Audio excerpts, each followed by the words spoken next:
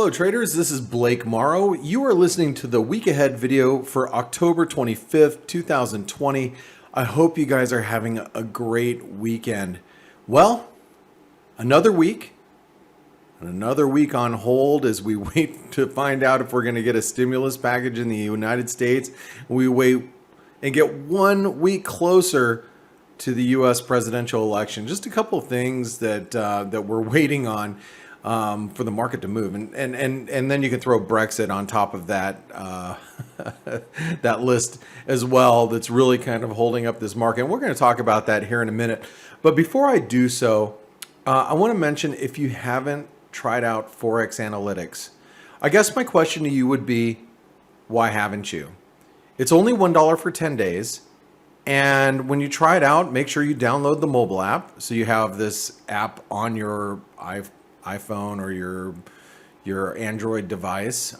Make sure you download it, put it on your tablet. So this way you have it on your computer. And then when you're on the go, you can get all of our analysis and all of the updates as it comes around.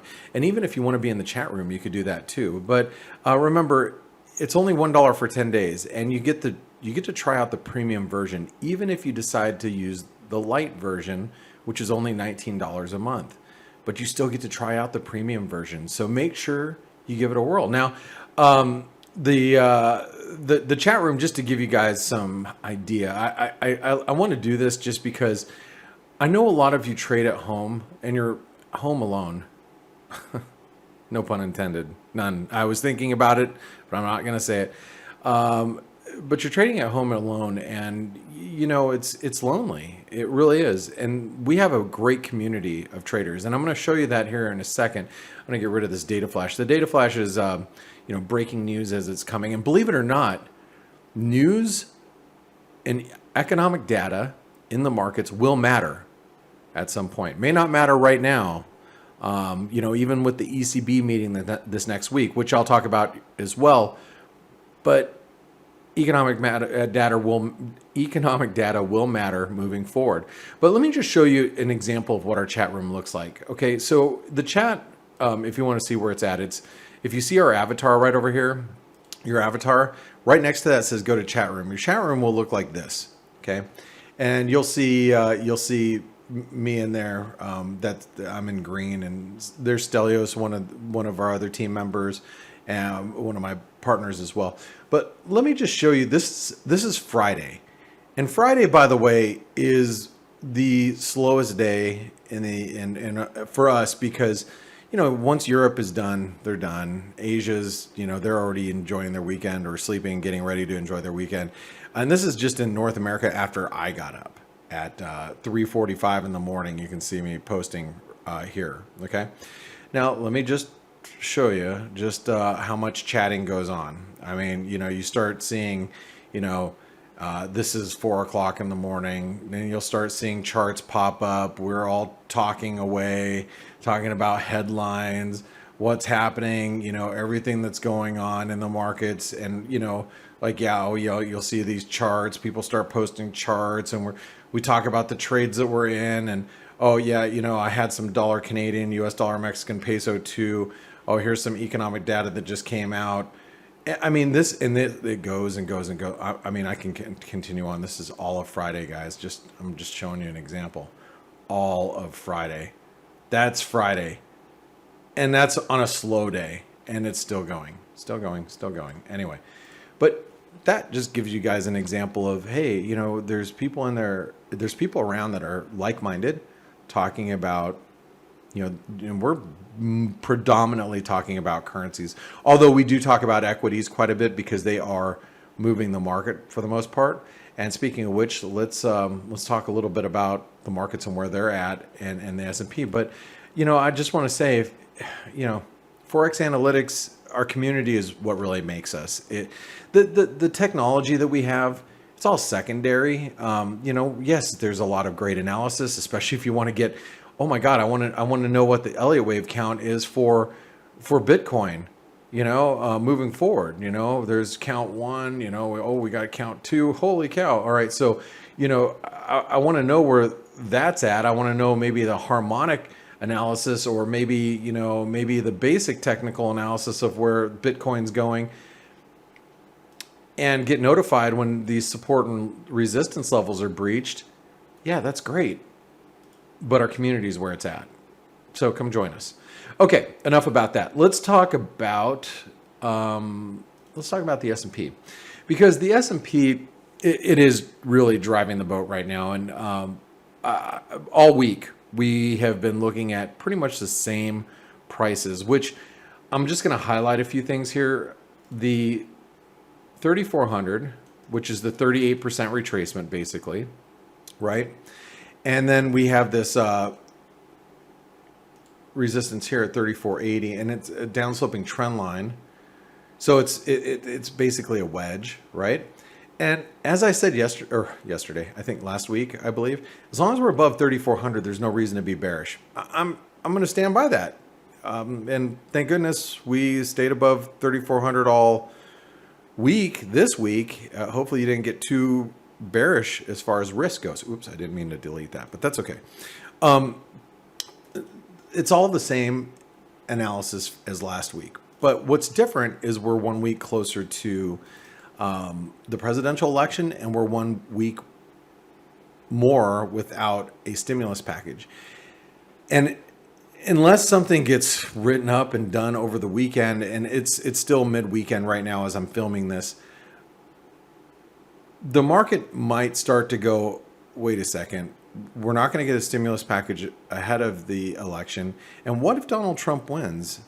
If Donald Trump wins, we are not going to be guaranteed a stimulus package. And what if, you know, the Senate doesn't, we don't get that blue wave we were thinking? You might get some people nervous here. So be careful next week. I think next week we might get a little bit of pre-election volatility. Think about this. We're only about 9 or 10 days away, depending on when you're watching this, 8 to 10 days away from an election. So things might get a little volatile. And I think those are the levels you need to be watching. Now, what that's going to do, that's going to drive currencies, and that's going to drive the dollar. Now, let's reference the dollar index and talk about this long-term multi-year trend line. This is a trend line from 2011 to today. Okay, so we're talking 9 years of an uptrend. I know you might say, well, you know, this is not an uptrend, but we've been trending higher really for the last 9 years. Now we are making lower highs, still making higher lows. So we've really been consolidating for the last 5 years, right? Through here, really just consolidating, but still this uptrend line is threatened. And what is going to push us through this lower trend line? Well, in my opinion would be a Democratic president and a Democratic run Congress, because that would be the quote unquote what we call the blue wave. Because if we get that, not only are we going to get stimulus, we've got, you know, Democrats who tend to be a little bit more loosey-goosey financially, from you know, they're fiscally more spendy, if you will. That could indeed really impact the dollar negatively. So, but that's also going to mean that stocks go higher. So that correlation between stocks moving higher and pushing us into new highs will probably lead the dollar index to new, you know, yearly lows and you know, multi-year lows probably. All right. The flip side to that is, you know, if we start to see some indecision in the market, and we you know, we get, and I think the polls will tighten as we get closer to the election. If you're out there thinking that, you know, Donald Trump's just not going to win, I do not agree with you. And whether I think he should win or shouldn't win, that's not the point. The point is you can't count him out. And his base is extremely energized.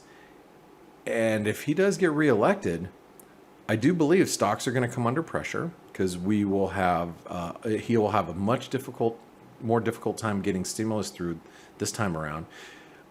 But also, it's going to bring in a lot of uncertainty towards, how does he deal with our trade partners moving forward? So we could see an actual rally in the dollar and a sell-off in equities. So, the dollar is at risk of having a pretty volatile move following the election. And I think we all need to be prepared for that. So what does that mean by, when you talk about the majors? Well, the euro, let's talk about it technically. It did exactly what I thought it was going to do at the end of the week, which was we broke out of this triangle. And just so you guys know, going into last week, I was long the euro dollar. I sold a lot of it here at 118.70, I think 118.76 or so, somewhere. People in my chat room could tell you. I sold a lot of it here, picking up some on the drop. I expected us to retest this trend line. We did, and here we are rallying off of that, which now really shows us how important this whole area is for the euro. Anywhere between 118 and 117.50 is going to be really important support for the euro next week. If stocks continue to move higher, the euro should trade back up above 119 towards 120. Okay, and an extension of this move, just this last pullback that we saw Thursday, Friday, could lead us to 119, 119.40. Okay, let's talk a little bit about Brexit. Brexit is an absolute crap show. If you expected anything different, then you probably haven't watched too much UK politics in recent years, because I'll tell you, if there's one thing that I have learned a lot about over the last few years is UK politics. And wow, I sometimes I live in the United States and I think, wow, we've got it bad. For politics, boy, the UK's got some stuff going on too. And if you guys live there, you all probably would agree with me too. So the thing is I'm not the right person to ask about Brexit. We have people on our team like Amanda Sweeney, who's extremely knowledgeable, and she's in our chat room. She's in our chat room most of the time. Through European hours and US hours, talking about, what's happening with all these headlines. And, because when I see these headlines come through, I'm not too sure who to listen to, who not to listen to, who's more involved in the decision making. And fortunately, we have people around that really do, which is great. Now, as far as, technically, I just want to point out a couple of things regarding the cable. Is that we are still below this broken trend line. You can see it's pink, right? We rallied and we stopped at the 618 retracement. You can see this 618 retracement here. We stopped really on a dime at the 618, and then we came off. I can't be bullish the sterling while we're below 132, but if we get above 132, I think things will look a lot better. We might start looking at, a retest of 134, maybe even these highs. The flip side to that is, we could obviously turn pretty bearish to the sterling, especially if we get below this trend line here, which comes in roughly 129.50. So, I don't. There's nothing really to do with the sterling right now. And I think the better way to express that, how you want to trade the pound, is probably through the euro sterling, because this way you can eliminate the US dollar risk. And as you can see, the euro sterling is really stuck between this 90-cent level and 91.50. So, if we can break one of these two levels here, I think it's going to tell us a lot more about, where, these pound pairs might be going. Another thing that we should be watching really carefully, if you're trading, is watch yields. We've had a really big move in the 10-year yield. Okay, this is a trading view chart of the 10-year. So if you're looking at futures, it depends what contract you're looking at, and if you're looking at the continuous or the front month, but just note that we are moving towards some pretty key levels in the 10-year, which 1% in the 10-year is going to be really important, because that's what's going to rock the boat. If we see a rally, you can see we're testing the 200-day moving average here. If we break 1% in the 10-year, that's when it's going to start to get people's attention. Now, how are currencies going to respond to that? Well, typically the dollar will strengthen when you start to see yields strengthen to a point where it gets the market's notice, and we tend to see it through the dollar yen. However, the dollar yen has been extremely choppy, and as you can see, we're in a triangle formation here.